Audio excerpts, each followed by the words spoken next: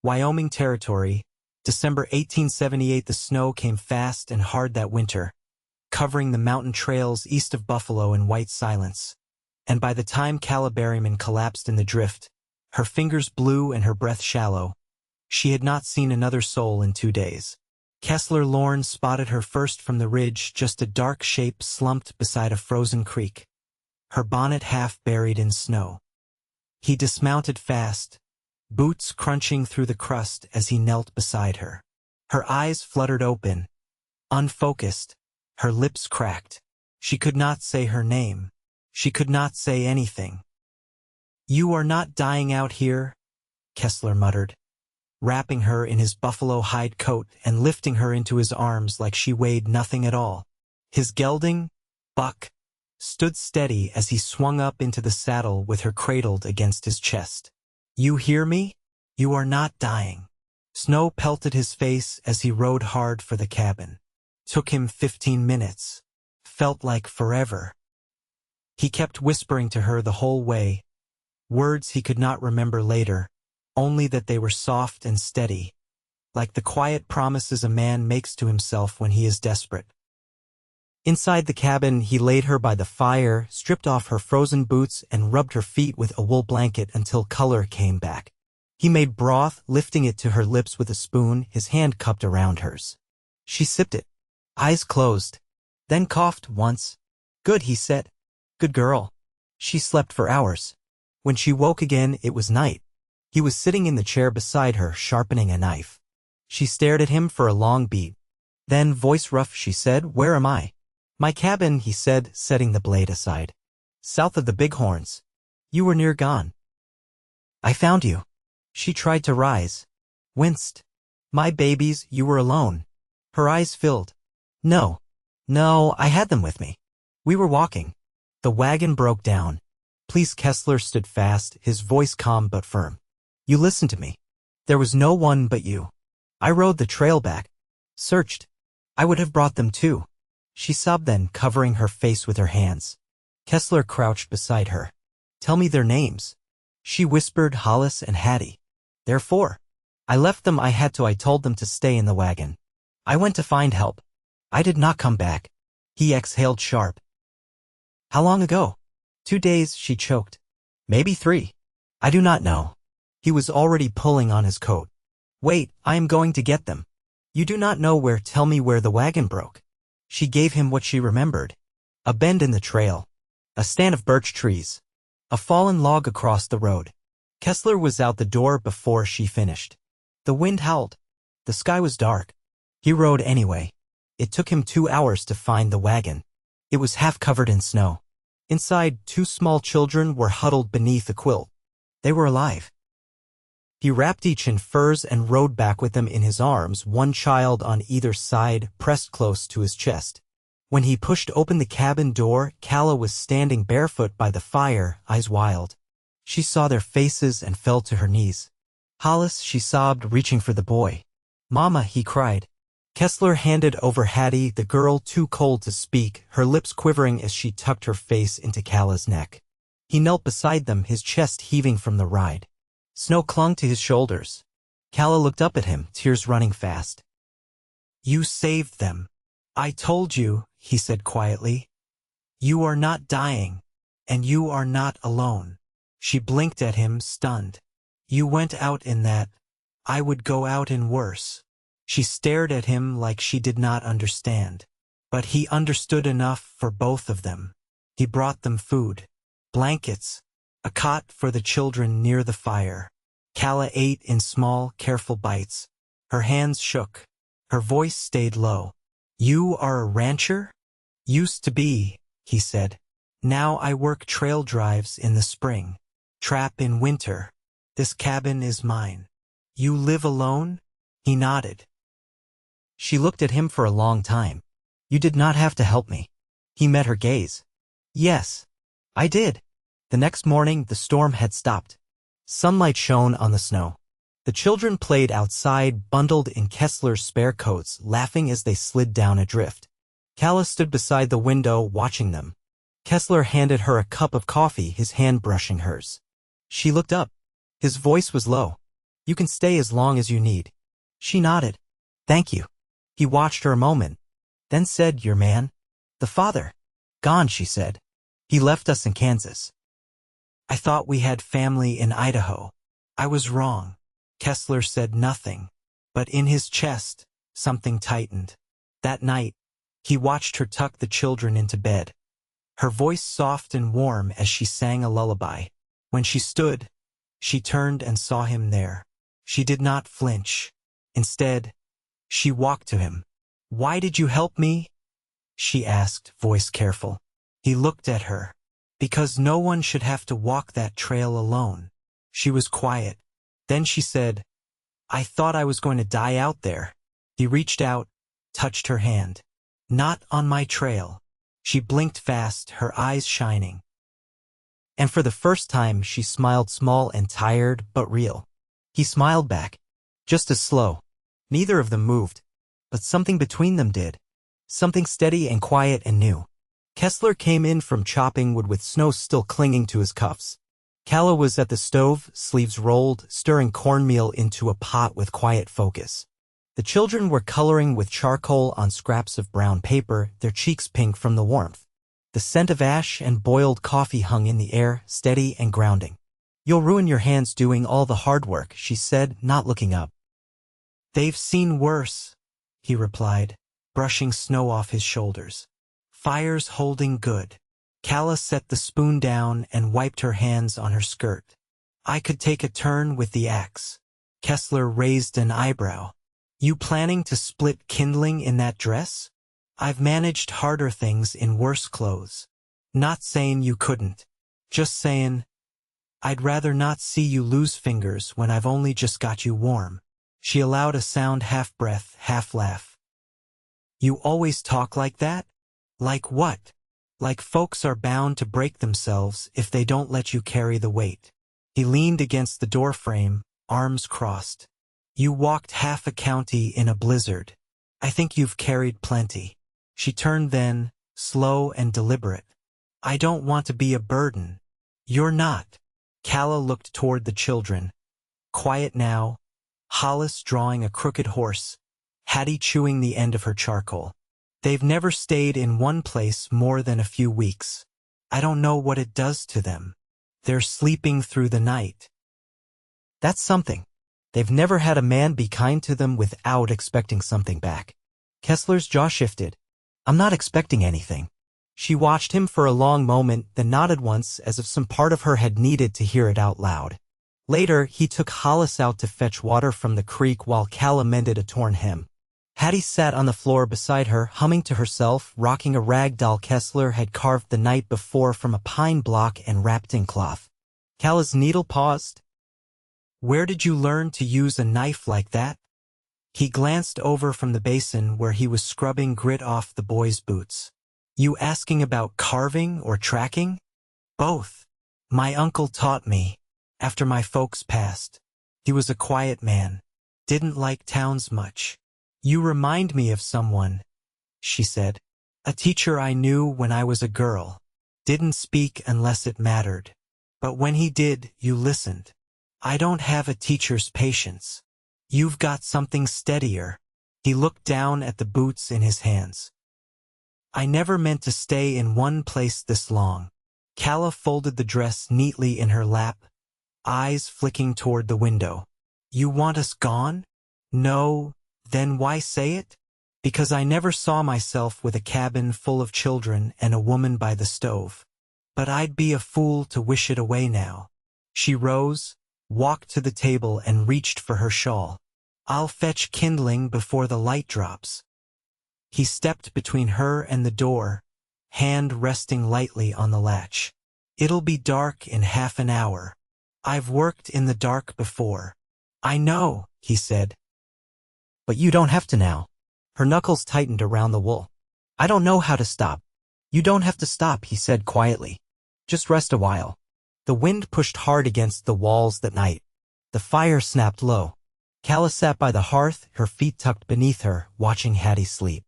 Kessler came in from checking the trap line, the scent of cold and pine following him.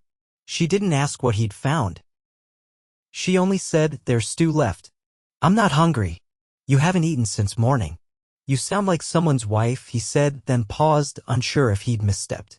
But she only said, I used to dream about having a place like this. Not fancy. Just enough room. A man who didn't raise his voice. Children who knew what it meant to be safe. You've got all that now. She looked at him then fully, like she was weighing something real. Do I? He met her eyes and didn't look away. You do. She nodded slowly, then turned back to the fire, her voice barely above the crackle of the wood. Then I'll stay. If you'll have us. I already do, he said. She didn't answer, but her shoulders relaxed. And for the first time since she'd arrived, she leaned back in the chair, closed her eyes, and let the quiet wrap around her. Calla drew the needle through thick flannel, her stitches slow and even. The hem of Kessler's shirt had torn near the hip, and she'd taken it upon herself to fix it before the snow melted and the real work outside began again. Across the room, he crouched near the hearth, fitting a fresh log into the coals. The scent of dry pitchwood curled through the warmth. You ever think of leaving here? She asked, without lifting her eyes from the fabric. I did once, he said. Before I finished the roof. Before I sunk the well. Seemed like a place to pass through, not stay. But you stayed. Got tired of moving. She nodded, tying off the thread. I used to think if I just kept going, I'd find something better waiting. Turns out, sometimes you have to stop to find anything at all. Kessler leaned back on his heels, his gaze steady. You ever miss Kansas? There wasn't much left to miss. The farm dried out. My sisters married off or buried. I went west because I couldn't think of another direction. He watched her fold the shirt and set it on the table. You found something here. I did, she said. I just don't know what to call it yet. That afternoon, Kessler took Hollis to check the snares along the ridge. Hattie stayed behind, too sleepy from lunch to walk far. Calla sat with her on the bench, brushing out the girl's hair with slow, careful strokes. Outside, the wind carried the deep hush of wintered pine. You always this quiet? Calla asked when Kessler returned with a rabbit slung over his shoulder, boots caked in half-frozen mud. He hung his coat on the peg. Only when there's too much to say. Say some of it. He hesitated, then met her eyes. You don't scare easy, do you? She shook her head. I've seen enough to know what fear's worth. Not much. He sat across from her, the firelight catching in the lines at the corners of his mouth. I had a brother. Younger. Died in the Powder River fight. Thought he could make peace where others couldn't. She didn't speak, letting the weight of it settle between them. I keep his knife, he added. Not for the blade. For the handle. He carved it. Do you ever blame yourself? Not anymore, he said. But I did. She reached across the space and placed her hand over his. You don't carry his death. You carry the love. He didn't pull away. That night, after the children were asleep, they sat by the fire without speaking for a long while. The cabin had settled into the kind of quiet that only deep snow and full bellies could bring.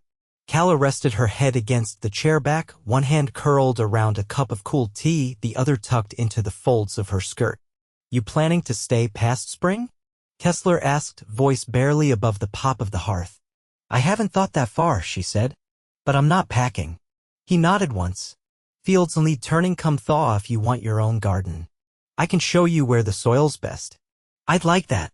He rose to bank the fire, then paused. You want the bed tonight? She looked up. You've been sleeping in the chair. It's yours now. She stood slowly and crossed to him. We can share it, she said. I don't take much room. He studied her. You sure? I trust you. He nodded once, and they moved together toward the small room where the children slept on cots near the far wall. The bed was narrow, but they fit without touching. Not yet, but before she drifted to sleep, her voice reached him in the dark. You said I wasn't alone. You're not, he answered. And when morning came, her hand was resting against his chest, steady as the breath between them.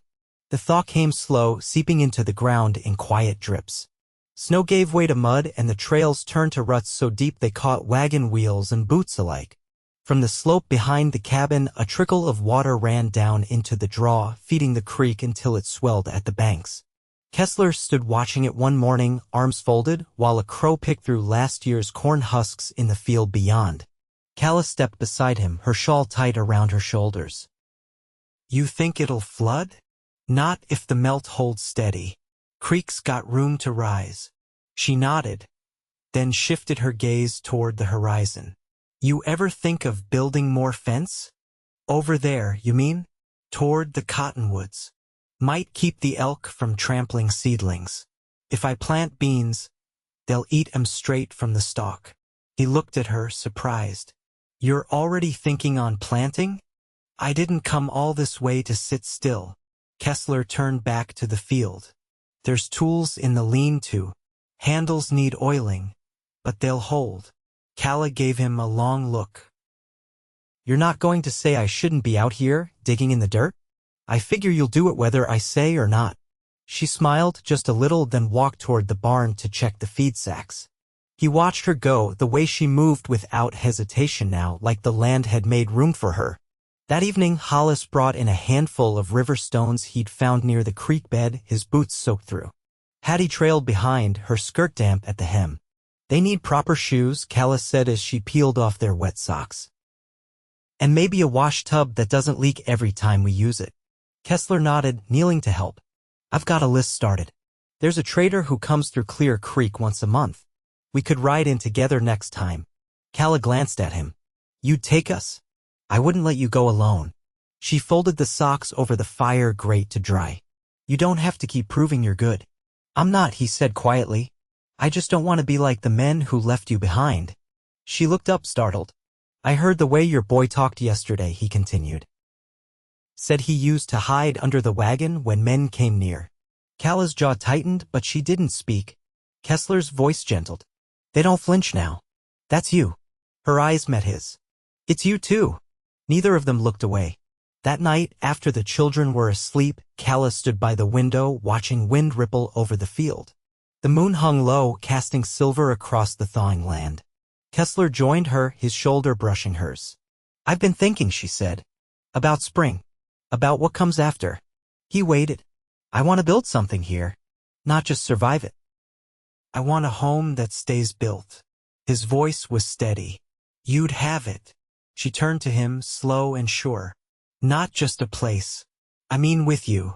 He didn't answer right away, but when he did, it came soft. "You already have me." Calla reached for his hand. He caught it, warm and solid in hers. She leaned her head against his chest, and he wrapped his arms around her, holding her like he meant it. Outside, the thaw kept working its way through the ground, washing away what had frozen them in place. Inside, the warmth held. The scent of turned earth hung in the air, thick with the promise of new growth. Calla crouched in the garden bed Kessler had helped her mark out behind the cabin, her hands wrist-deep in soil that had finally softened under the sun. Hattie played nearby with a string of wooden buttons, threading them on a length of twine, while Hollis followed Kessler out to the edge of the field where the last of the deadfall had been cleared. Calla pressed her palm flat against the dirt, feeling the warmth settle into her skin. "It's good soil," she said as Kessler approached, wiping sweat from his brow with the back of his hand. "Should give you a strong bean crop if the frost stays off." She looked up at him, squinting into the light. "Don't think I've ever planted something knowing I'd be around to see it grow." "You will," he said. "Everything's holding steady now." She brushed her hands off on her apron and stood. Found an old root cellar door under the brush by the woodpile. Boards are rotted, but the stone's sound. He raised an eyebrow. "You planning to rebuild it?" "Already started. I've got food to keep, and I'm tired of hanging squash from the rafters." He grinned. "You mean to make this place smarter than me?" "I mean to make it last," she said, stepping close enough to take the handkerchief from his pocket and press it into his hand. "You've given us shelter. I'm giving us steadiness." He held her gaze. "You don't owe me anything." "I know," she said. "That's why I want to." That night, the children fell asleep early, worn out from the sun. Calla set a pot of boiled apples on the table to cool and unpinned her hair, letting it fall loose around her shoulders as the evening breeze stirred through the open window. Kessler was fixing the latch on the front door, crouched low with a hammer and a strip of iron. She watched him work, then leaned against the door frame and said, "Do you ever think about what it means to be a father?" He paused mid-swing. "I've thought about what it means to be useful. Thought that was enough." "I don't think it is," she said. "Not for them. They've already had men drift through, do a kindness, and disappear." He straightened slowly, setting the hammer aside. "I'm not passing through." "I know you're not," she said. "But I need them to know that." He nodded. "Then I'll say it plain. If you'll have me, I'll stand as their pa." Her eyes didn't waver. "And what about me?"